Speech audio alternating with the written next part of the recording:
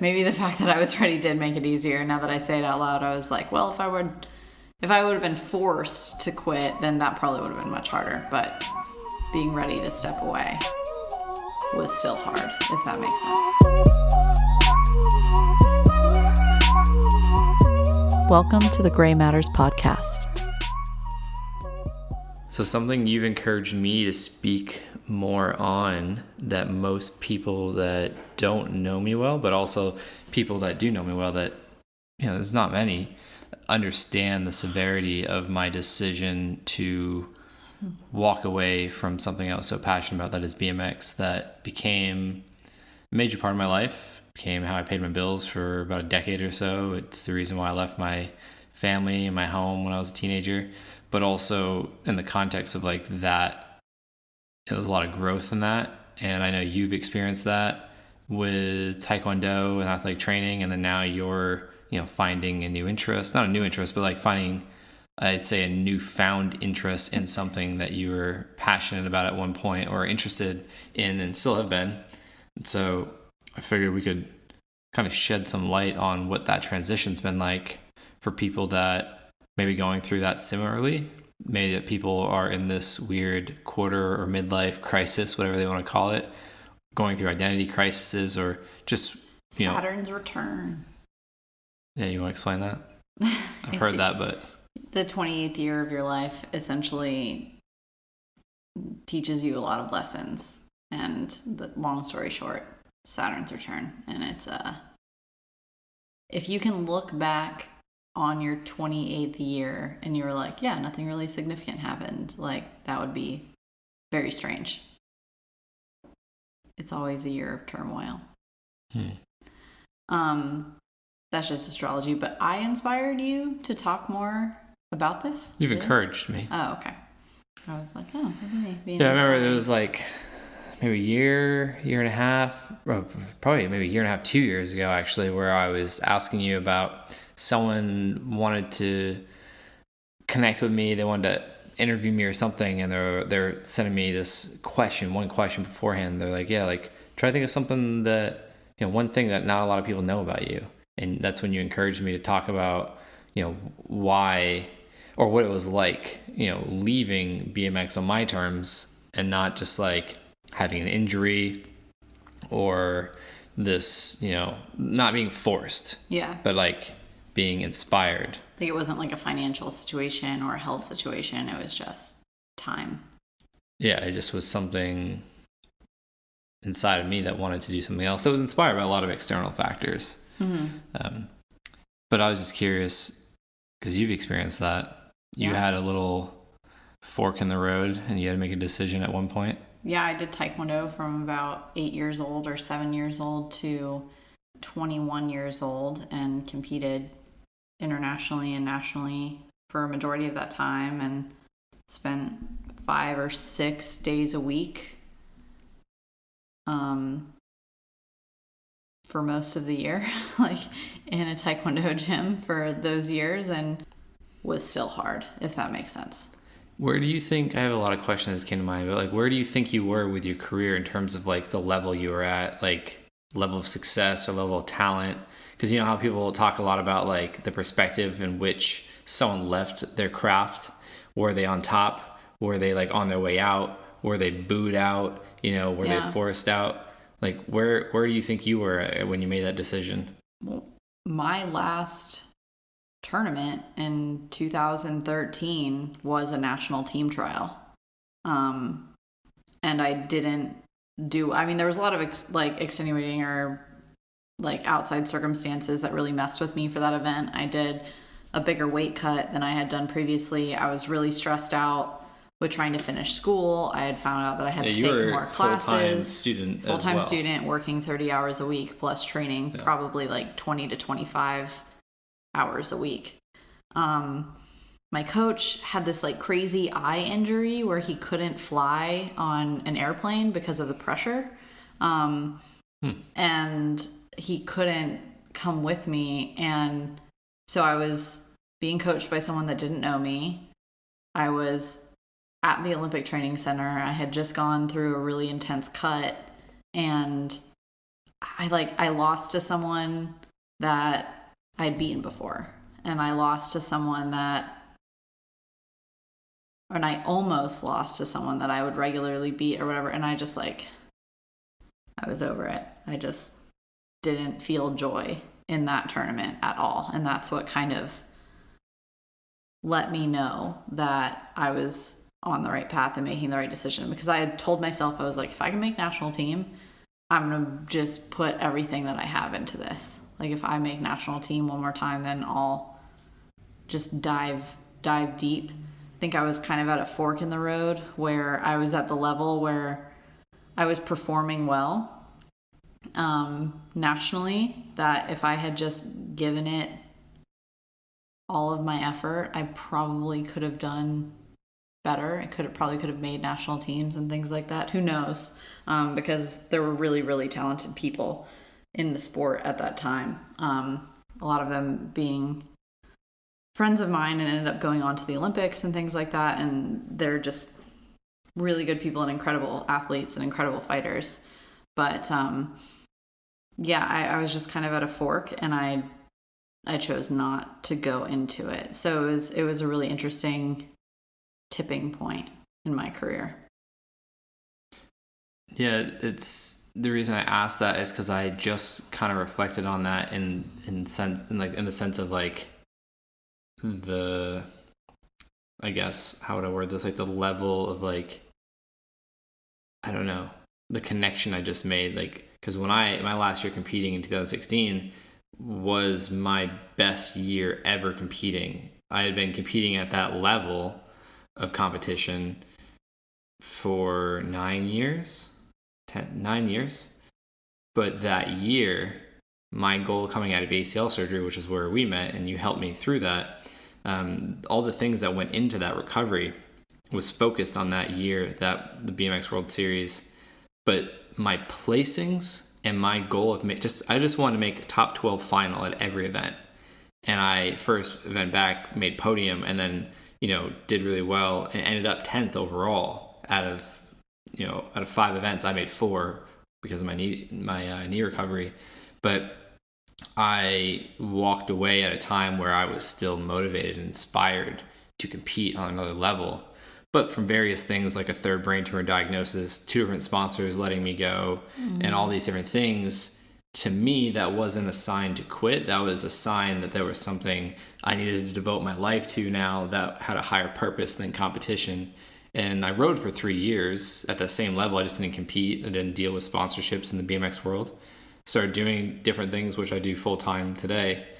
But that's why I was just really curious to see where you thought you were, because you were at that level, but your focus seems to have been split, obviously, into 3 different areas: school, work, and competition. Yeah. But also your passion had been shifting. Yeah, my passion was definitely shifting. I mean, I would even go to tournaments and compete and also shadow with the sports medicine crew. So I think I tried to do both in the best way that I could. But both of those fields, whether you're in martial arts or in any kind of medical field, it takes so much focus and so much concentration to be good at either one. The idea of doing both, it didn't seem daunting. I didn't think I was not up for the challenge, but I didn't think it would be fair to either one. Like, I knew if I was going to college and studying my craft, and for an athletic training program, they even recommend that you don't have a job because you have to volunteer. You're a full-time student, plus you're volunteering a minimum of like 20 hours a week. So they completely are like, do not do this. Plus, if you get more than 2 C's, you're put on probation. If you get 1 more, then you're out of the program. So the academic rigor is pretty serious as well. Plus boards and all that at the end of it, and studying for that throughout the entire time. And it's strenuous. And I do know people that have done it, but maybe it's just my own personal belief. I didn't think I was doing myself a favor by trying to spread myself thin like that. I think something would have suffered, because even though I did put all of my effort and energy into school, I still ended up having almost like a nervous breakdown my senior year. Just from my own personal mental and physical health, and on top of that, school and stress and everything. Mm-hmm. So I'm really glad with the decision that I made. No regrets, for sure. But I always kind of wonder what my career would have been like if I had more faith in myself, and if I had given it that 110% effort, but lessons you learn, I guess. So yeah, we always talk about, or more so we've been talking lately about resistance to change, resistance that comes with making changes, challenges and things like that. What was maybe your top challenge in that choice? Or some things that come to mind, like what did you experience that was difficult even though you committed to making that change? Well, you know how when you stopped competing, you still were able to ride, you were still around people that you were comfortable with, you were familiar with, that you knew. Me quitting Taekwondo was going to be a complete life change, complete culture change, complete life change. I was moving from Fort Myers, Florida to Orlando to go to school. My coach and my boyfriend at the time wanted me to go to school in Fort Myers, but they had just started their program and it was small and it wasn't what I wanted. Orlando has... For athletic training. Yeah. UCF, University of Central Florida, has one of the best programs in the Southeast, and I was hell-bent on getting there. And I was also ready to leave Fort Myers. I wasn't happy there anymore. And I think it had more to do with the relationship that I was in, and the actual city. It's just not like my cup of tea. Very like retirement, like small families, younger families. I mean, there is a college area, but it's just not very prevalent. I don't know. I never found my people there other than the people at Taekwondo. Yeah. So I moved from there. I moved out from a guy that I'd been living with for a few years now. We'd been together for like 5.5 years. So that dynamic was completely shifted. I was quitting Taekwondo completely, like wasn't teaching anymore. That was my full-time, or my almost full-time job, my 30 hours a week. I taught and coached martial arts and Taekwondo. So wasn't doing that anymore, wasn't around kids very much anymore, wasn't working anymore, wasn't training anymore. So my life did a 180. I went from being a student, athlete, coach, instructor, girlfriend, to being single, college student, partier, like different city. Like my life just completely flipped. And honestly, I'm kind of grateful for that. So was that easier that way, you think? I mean, I know you didn't experience the opposite, but do you think that would have been more challenging? For me, it was. Yeah, for me, it was. It made it a lot easier, because I think if I had like dabbled or still been like kind of involved or tried to find a place to train or whatever, it would have crushed me, because I would have wanted, like, my obsession with Taekwondo is deep rooted. I love it. I love it so, like, I can't describe the happiness just to like kick or like hit targets or spar with somebody. Like, it just feels really, really good and natural. So it would have just been like a tease. It would have broken my heart to like, it's like a relationship. You want to just pull the Band-Aid off. You don't want to drag it out and make it harder than it needs to be and keep calling your ex and keep communicating.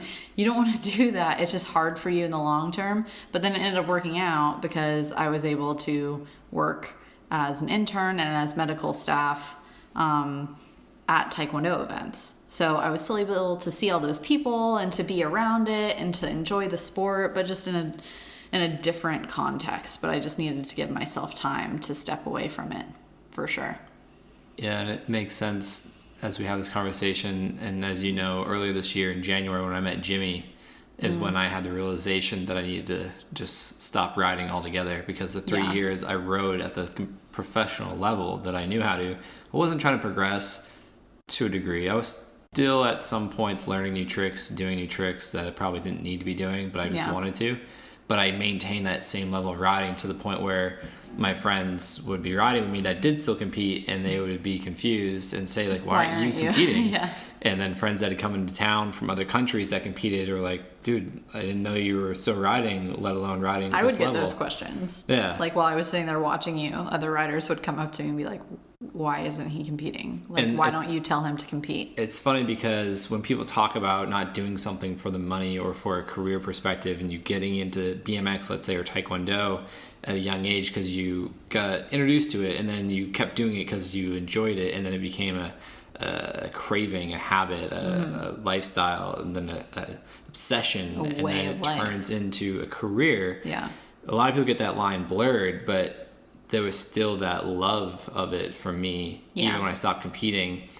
But I also had a lot of insecurities in my own success moving forward without BMX a part of my life, as a coach in terms of health and lifestyle, as a speaker, as an author, as just a human being. There was a lot of emotions and emotional baggage tied to BMX. But at the beginning, I of course wasn't aware of that. I just thought it'd be harmless just to continue riding. And I did that 3 years, like every day, still trains like I was going to ride. And then January of 2020, when Isaac had me out to his event, and then, I was speaking out there, and then Jimmy spoke and shared his story about, I think, about 10, 11 years at NFL now, and what he's doing as a coach, a leader and a speaker. And we had a conversation. I asked him, I think we were getting out of the elevator, going to dinner or something in between, sessions for Isaac's event. And I asked him, I was like, Jimmy, have you played like any pickup games or anything since you retired? And he's like, no. And right then I was That's like, wild. He's like, yeah, I've thrown the ball, but not like anything, like flag football or anything like that.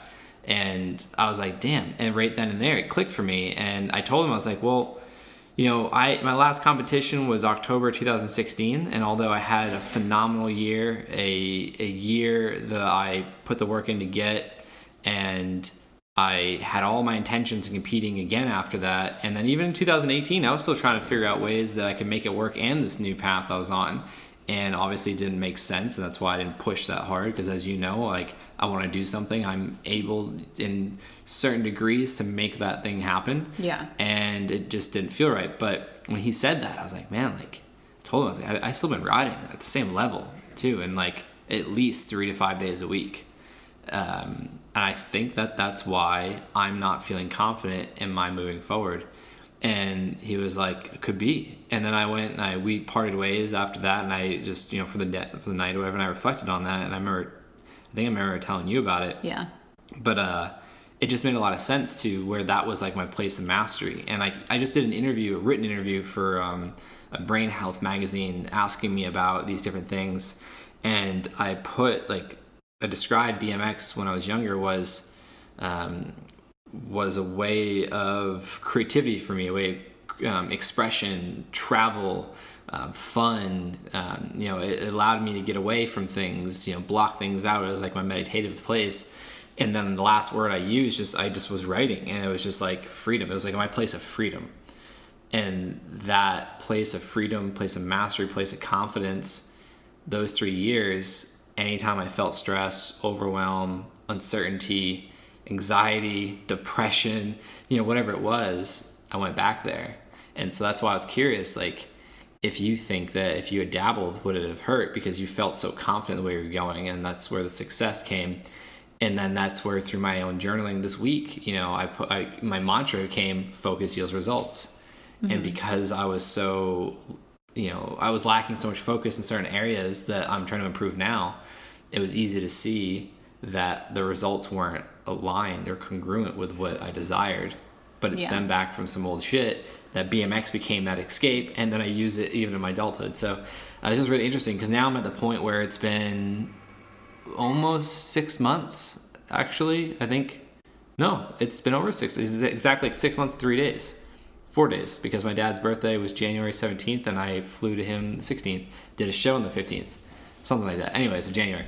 But moving forward, I'm getting to a place where it's like that past version of me is like itching to ride. Yeah. But then I'm like, but I don't know if I really miss it, but I love it. And so it's weird. It's interesting, but I also kind of want to see if I can go a whole year without riding my bike, at least on ramps, and just see what comes from it. I mean, when I met Danny Hickerson in person in 2010, been my favorite bike rider since I saw his video part when I was 15. And I met him when I was 20, and he's who inspired me to learn tail whips. And I funnily enough, I learned tail whips. My style looked like his tail whips because that's all I saw and I watched. But when I met him in 2010, he was coming off a year off his bike just to clear his head. He got so wrapped up in the business side of things, and he just got fuzzy. And he's like, I just took. And he didn't miss a beat. Sabbatical, yeah. Yeah, and then then he rode for a couple of years, and then he had unfortunately an injury where he messed up his back, and he's okay now, but doesn't really ride like that. Yeah. But that's what I'm like. Well, I have no professional goal with it. I have no expectation. So I wonder how a year off would do while I'm working on these areas to at least gain the confidence that I'm aware that this is just fun. This isn't like a hideaway from any negative emotions or anything in my adulthood anymore. Yeah, I think that would be the trick of it, is to know that it's for fun, you know. That word balance comes to mind. Yeah. Whatever balance means or whatever that looks like for you. But, you know, action sports and martial arts, you can do some martial arts for fun, and you could do taekwondo, and you can compete locally and do some things, but the level that I was at with it and the level that you were at with BMX, it's not possible to not have a majority of your focus in it. Yeah, I just don't think it's a good idea. Worth it if you're not focused on it. And my focus was slipping towards the end of my career. It just wasn't there. And I don't know if I was trying to like desperately get out of the situation that I was in or what was going on, but it wasn't there. So I think if I kept trying and kept going back to it, or kept pushing something that just wasn't there, I probably would have gotten hurt, or I would have had a really... That's not how you want to go out. No, I would have had a really bad experience at some point. But yeah, I don't know. I miss Taekwondo. It's not what it was, you know. It's the same thing like when you competed in BMX. It's not like it is now. It's just Taekwondo is different.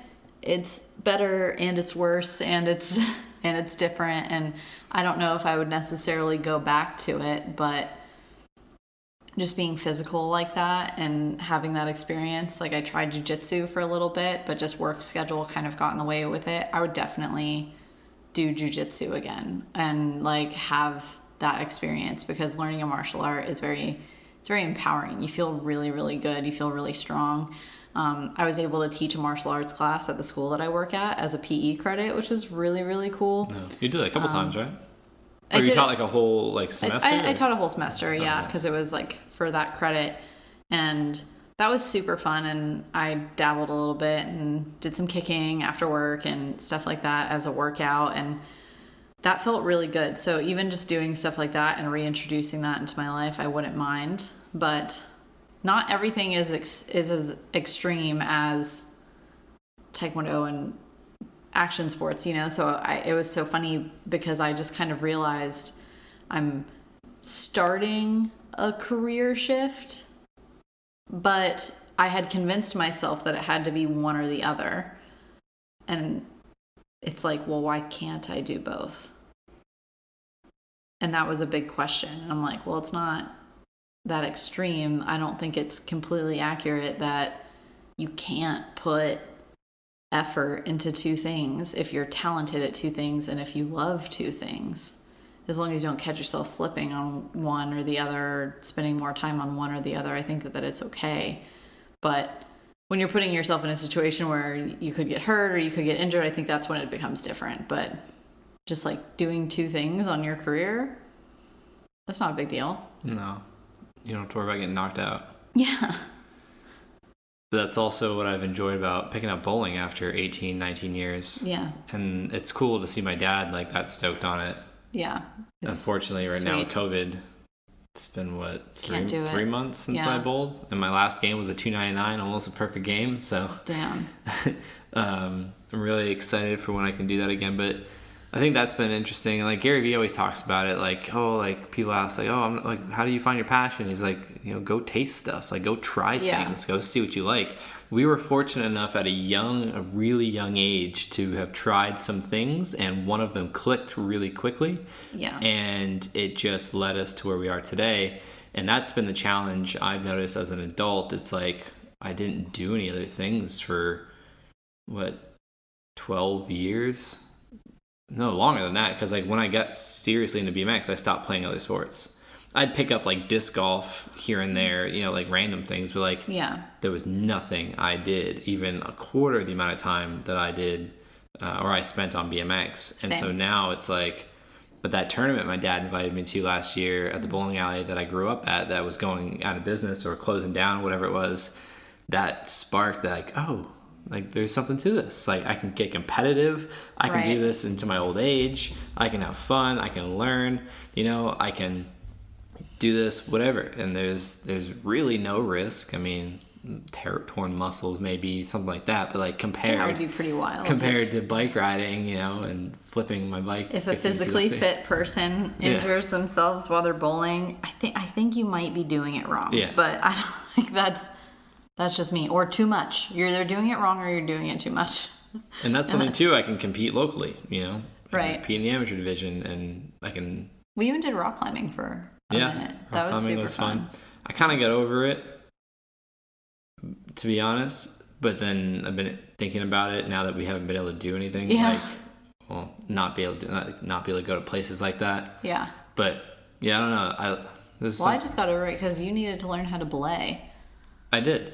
Well, eventually, yeah. But it was like not as fun to just go and like belay you and then do. Yeah, no, I learned how to belay, but then we just stopped going altogether, and then we canceled our membership because we realized we hadn't gone like 2 months. Yeah. And Cheddar's trying to open the door to get back inside from the patio. No, he's not.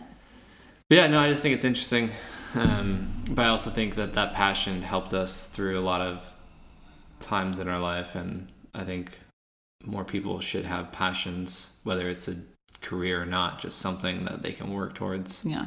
I mean, if you find something that you're really passionate about at a young age like that, it's a first love, you just have to treat it as such.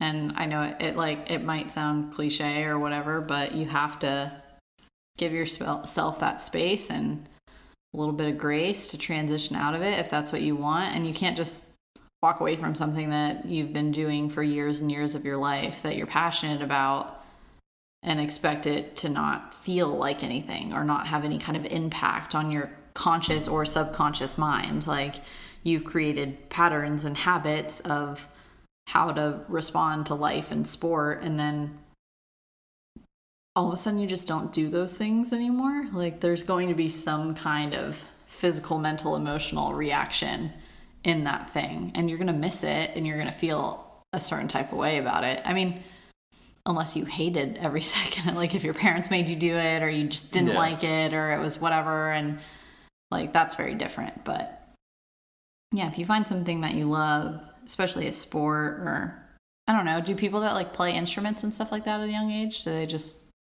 like stop doing that? I mean, I've had friends that played guitar passionately, and then one day they just didn't want to play anymore. That's interesting.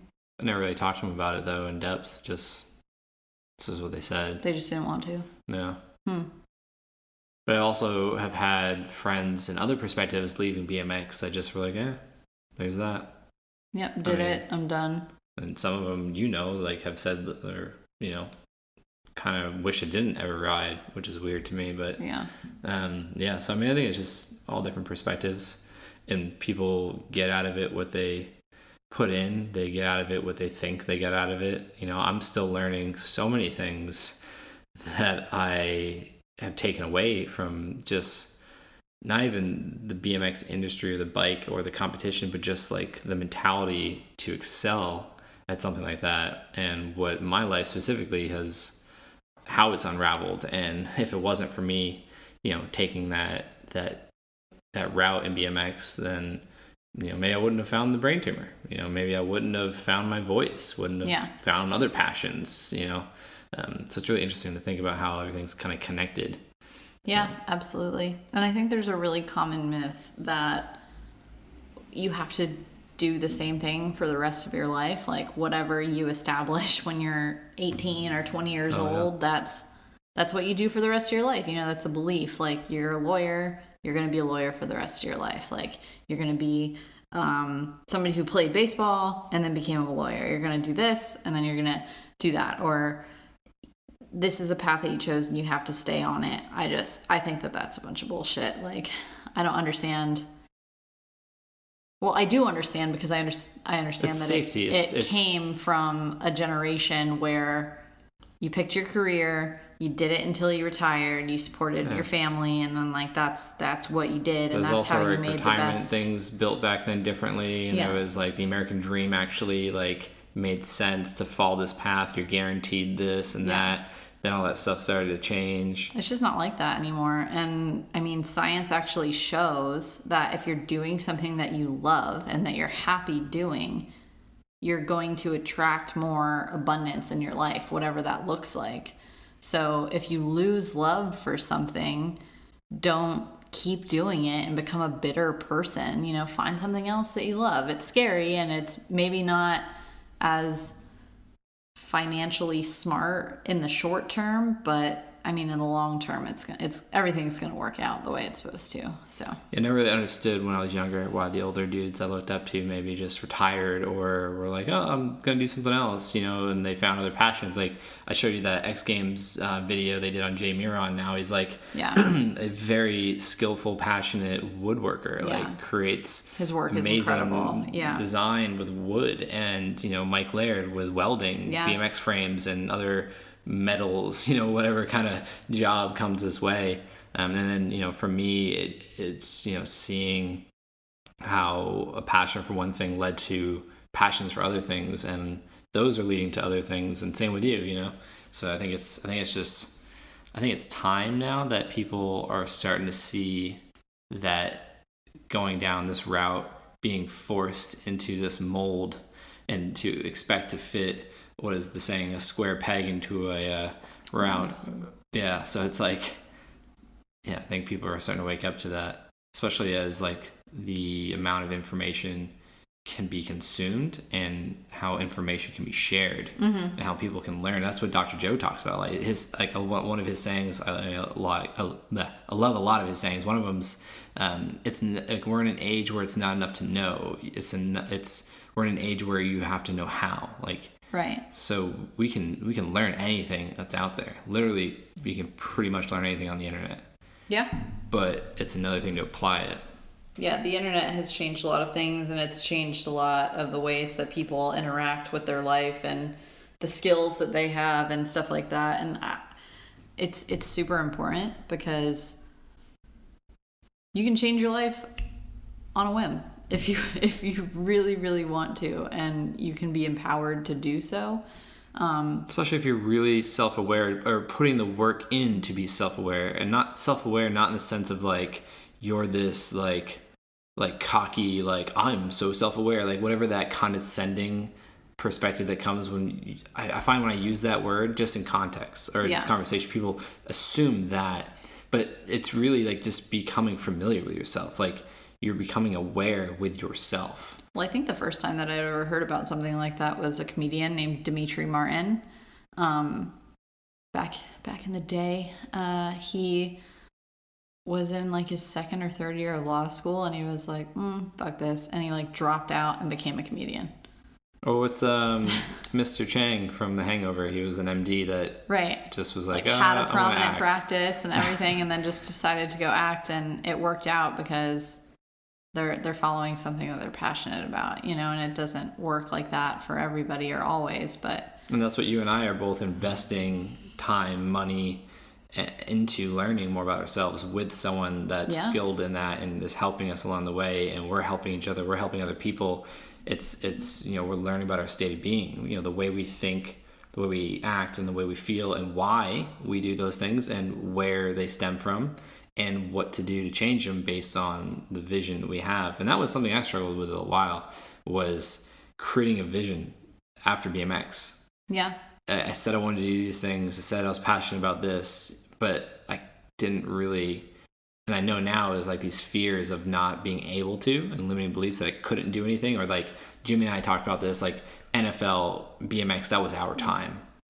And now it's just, we're going to be back to a quote unquote average life, just working a job we don't enjoy. And it's like, no, like that's some fear-based influence shit that's not ours. 100%. And I think that's just, working on yourself and understanding why you do the things you do empowers you to create what you want to see, feel, experience, who you want to be with, what you want to, do, all these things moving forward. Yeah. I had similar, like self-limiting beliefs of people think that you're washed up and people think that you didn't really do much. And now you're just like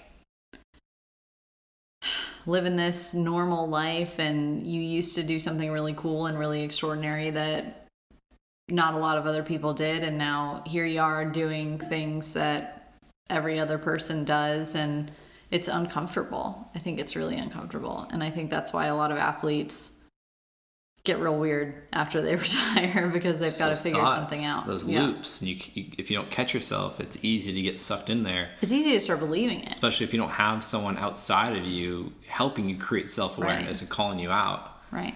Because, I mean, you just saying that, like, even people that were in what I did were saying how, for example, I want to become, a well-known speaker. I want to inspire people with my story.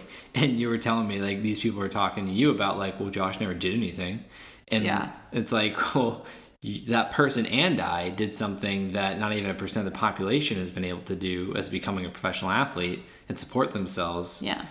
And then that person still had the perspective that I didn't do anything worth speaking about, when that had nothing to do with what I was speaking about anyways. Right. But I'm glad I didn't hear that, because at that time I was super fragile mentally, and it would have messed with me. It affected you, yeah. And then when I learned about it, I was in a place where I was learning about other things to my face and not, that I was able to assess better. And that's part of what I'm really interested with learning about emotional intelligence and emotional endurance. Maybe we'll do, an episode talking about emotional endurance and emotional intelligence sometime, but just being able to assess your emotions and your feelings for, the face value, and not going too deep, but really deciding, like, do you want to give into that?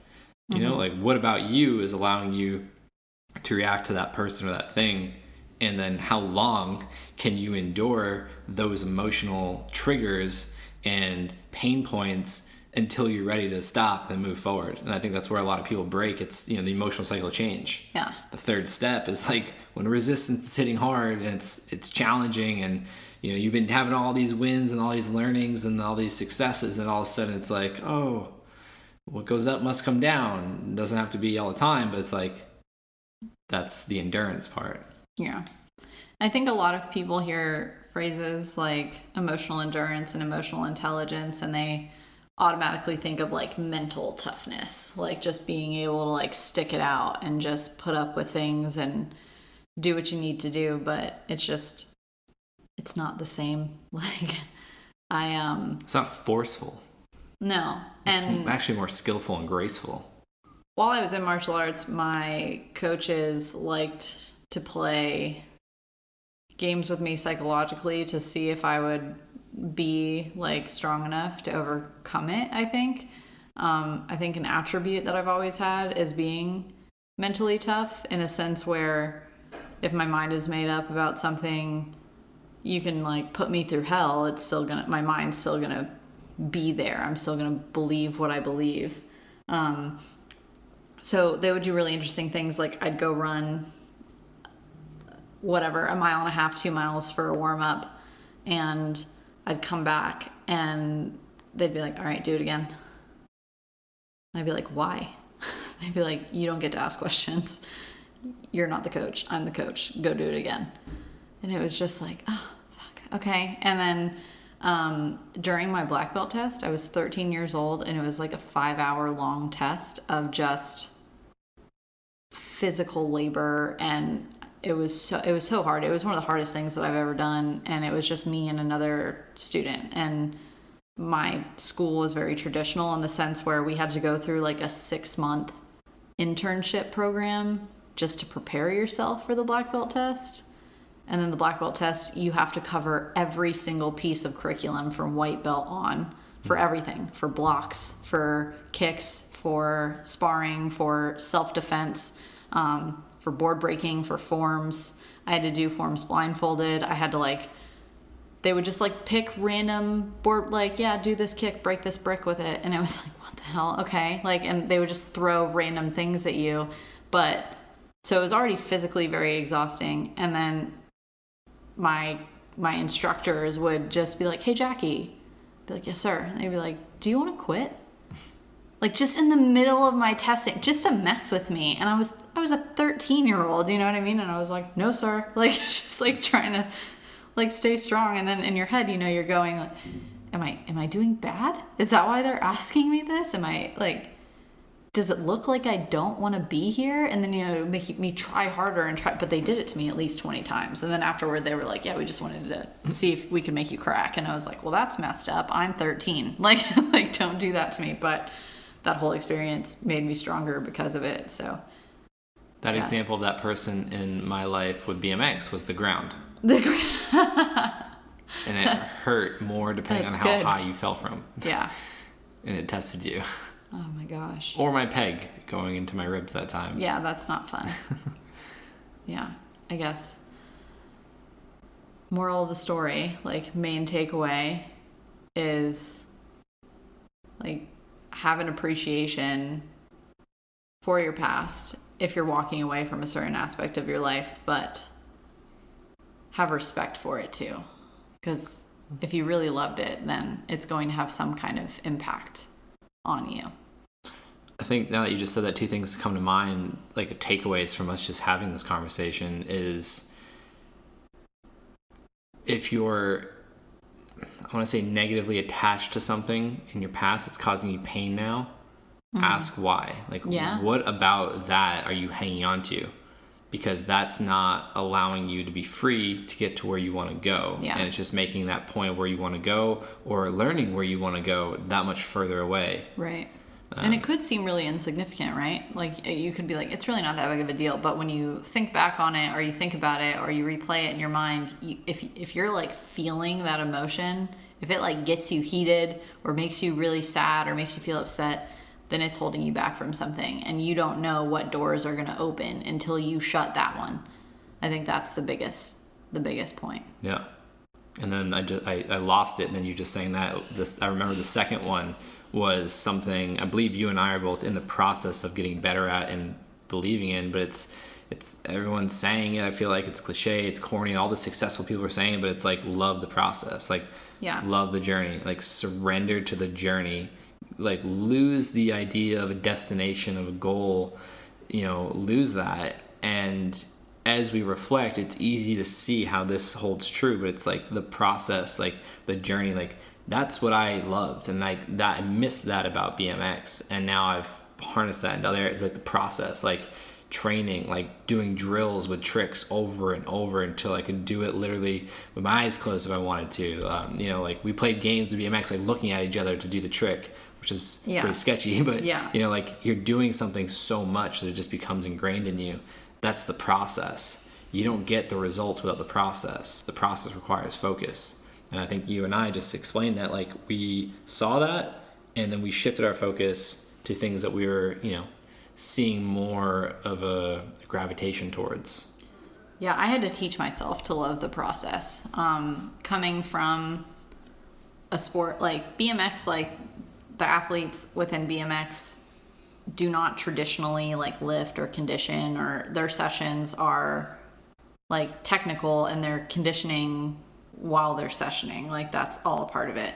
And correct me if I'm wrong. There definitely are athletes and riders out there that do workouts outside of riding and stuff like that. And that's so what Jackie's saying is traditional BMX training, so to speak, is tricks on your bike. You practice over and over again. You practice combinations. You practice linking them for different time frames. You simulate 60-second contest runs with all your trick sets some days of the week.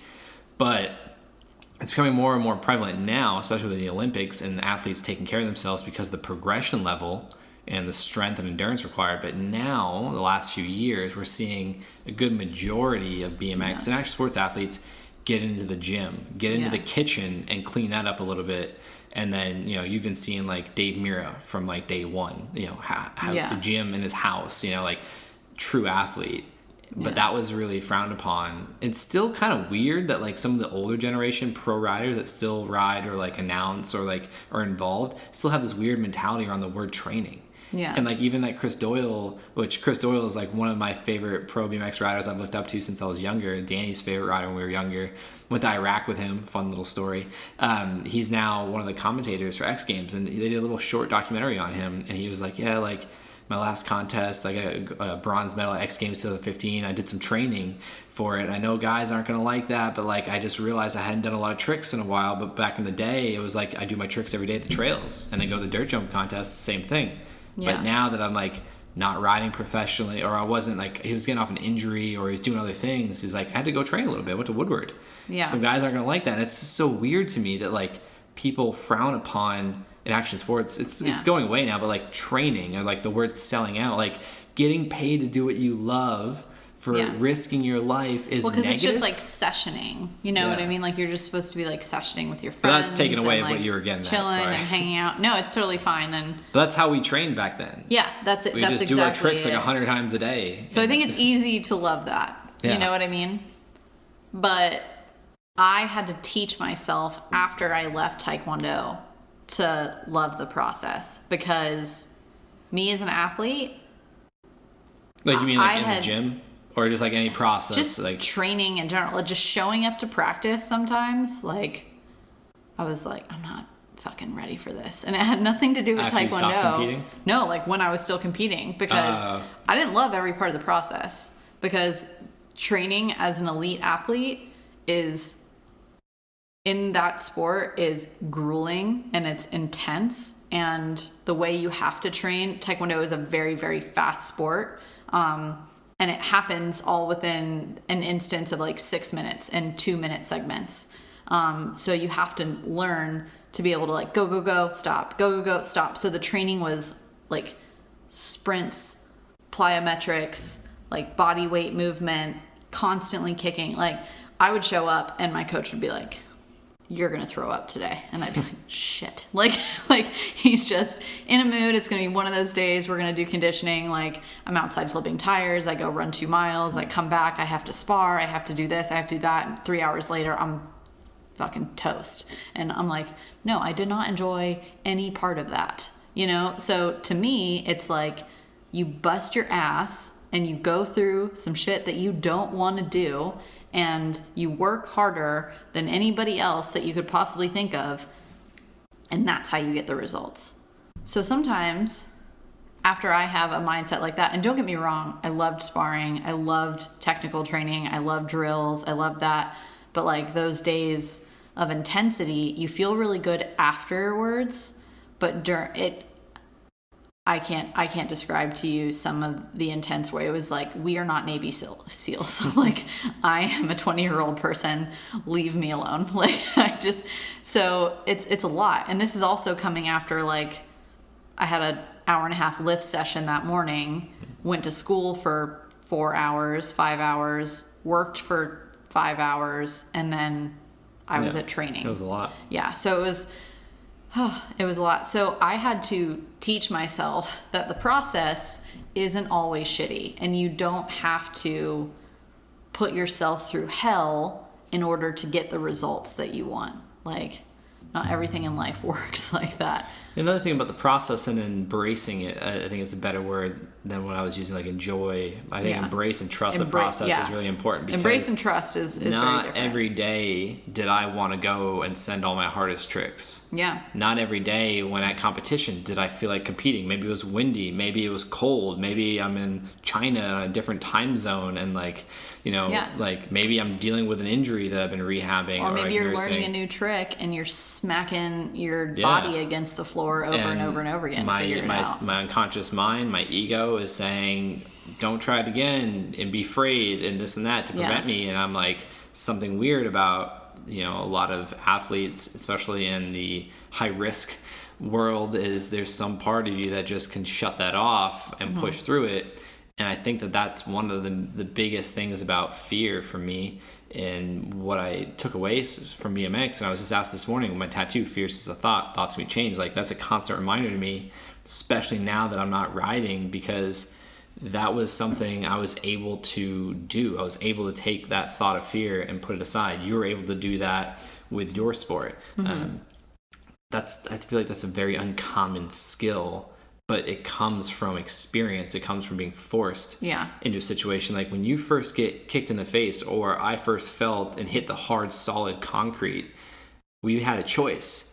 Do we want to give up because of this pain and this fear, or do we want to get up and try again? Because we knew some reason that the gratification of succeeding with that trick or that move or that fight was going to outweigh the temporary pain. Yeah.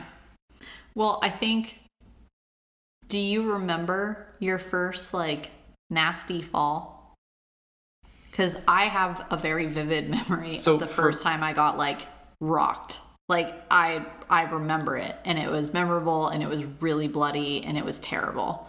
And I think back on that, and I'm like, man, I really had a screw loose, and that's what saved me, because I went from being like a sweet, normal little 9-10-year-old to like being filled with like murderous rage rather than like being scared or timid. And I'm like, well, that's what made me good at this. You know, that's what made me, I got kicked in the face, and I had braces, and my lips, my mouthpiece wasn't in properly, and my lips got stuck to my braces. And I was torn up. And if you remember having braces, remember that wax that they would give you if like it was like sticking out funny or whatever? I had to cover my braces in wax every day for like a week or two, like just because my lips were shredded, and I had to like peel my mouth off of my braces, like bleeding everywhere, like in the bathroom. And like, I was so pissed. I was so pissed that like that person that had done that to me, and I remember who it was, and like it was an older, not when I say older, I was like 10 and he was 12 or 13, you know, and like he kicked me square in the face. My first crash, how old are you, or what grade are you in when you're like 13? Like 7th, 8th grade. 7th or 8th, okay, so it had to have been 4th grade. This is where it's weird for BMX as a sport, because it's still not quite considered a sport, because I had like a random brand bike from like Toys R Us that I got when I was experimenting with skateboarding at the skate parks. Yeah. And then we started riding bikes there. And one of the first crash that I can remember was not even at the skate park. It was me with Danny trying to ride my bike off a picnic table. It didn't have enough speed, and like just front wheel dropped, and I got knocked out.